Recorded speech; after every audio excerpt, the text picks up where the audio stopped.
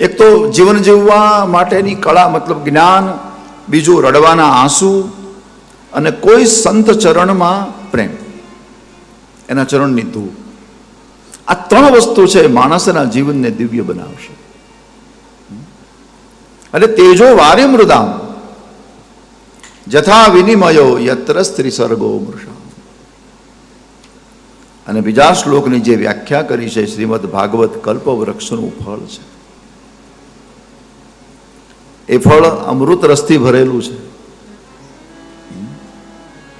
આ ફળ એવું છે કે જેમાં ગોઠલી નથી. આ સંસારના કોઈ પણ ફળમાં કંઈક કાઢવાનું આવે. તમે 1 કિલો કેરી લો તો 1 કિલો રસ ન હોય, અંદરથી કાંઈક બાદ કરવું પડે. કોઈ પણ ફળમાંથી કંઈક બાદ કરવું પડે. હા, ભાગવત એક એવું ફળ છે રસમાલય, એમાંથી બાદ કરવા જેવું કાંઈ નથી. એટલે એ અમૃત રસથી ભરેલું છે અને પાછું એ પૃથ્વી ઉપર જ મળે છે.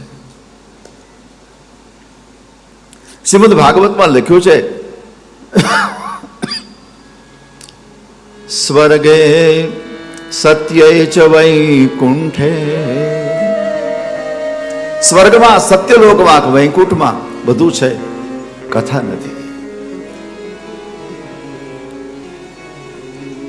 જો કથા સાંભળવી હોય તો પછી એને અહીંયા આવવું જ પડે.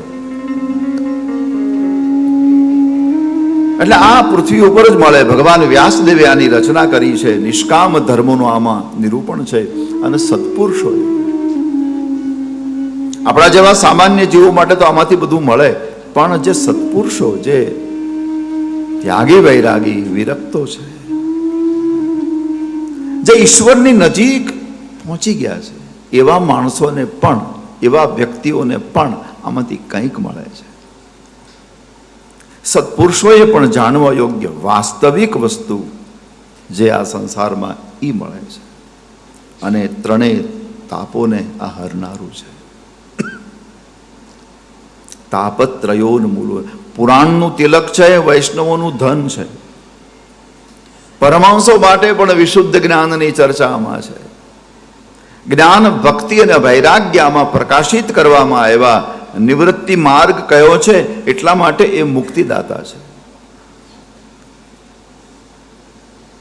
આ ભાગવત મુક્તિદાતા, કારણ કે આમાં નિવૃત્તિ માર્ગનું વર્ણન છે કે માણસ ઈશ્વર તરફ જાય. નિવૃત્તિ, રામાયણમાં નિવૃત્તિ ભક્તિ બતાવી છે. સઠદમ શીલ નિરતિ બહુકર્મા,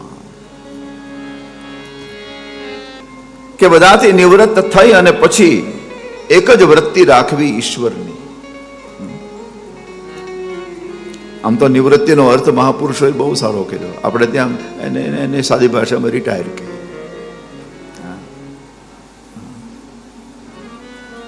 નિવૃત્તિ, બધી જ વૃત્તિઓમાંથી વિરામ લઈ લેવો, એનું નામ છે નિવૃત્તિ. નિવૃત્તિ, કેવલ એક જ વૃત્તિ હોય માણસની, ઈશ્વર, ભગવાન. જીવનને દિવ્ય બનાવવું. એટલે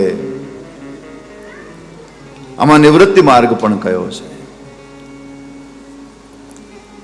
તો પછી આટલું બધું સામર્થ્ય ભાગવતમાં છે, આટલું બધું, તો પછી ભાગવતમાં લખ્યું છે અન્ય આશ્રયની જરૂર શું છે?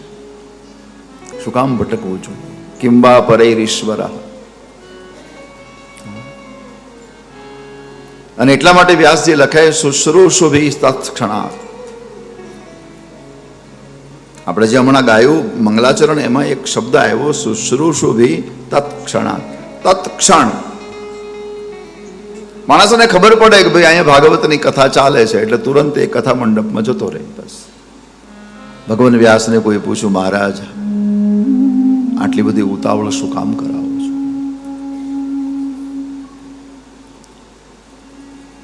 બોલે ઉતાવળ એટલા માટે કરાવું છું કે તારા આયુષ્યનો ભરોસો નથી. તો એમ વિચારે હું કાલે કરી લઈશ, હું કાલે કરી લઈશ.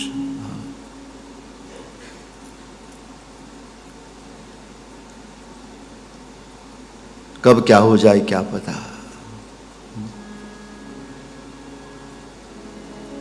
હર શબ્દ આખરી, હર સુબહ આખરી, હર શામ આખરી, હર લફ્ઝ આખરી. એટલા માટે અવધૂત મહારાજ એમ કહેતા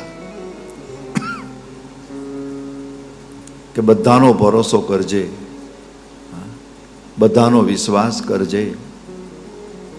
આ સંસારમાં તારો કોઈ શત્રુ ન હોવો જોઈએ, પણ છતાંય કોઈ સાથે ખટરાક થઈ જાય તો એનોય વિશ્વાસ કરજે, પણ પોતાના શ્વાસનો વિશ્વાસ નહીં કરતો.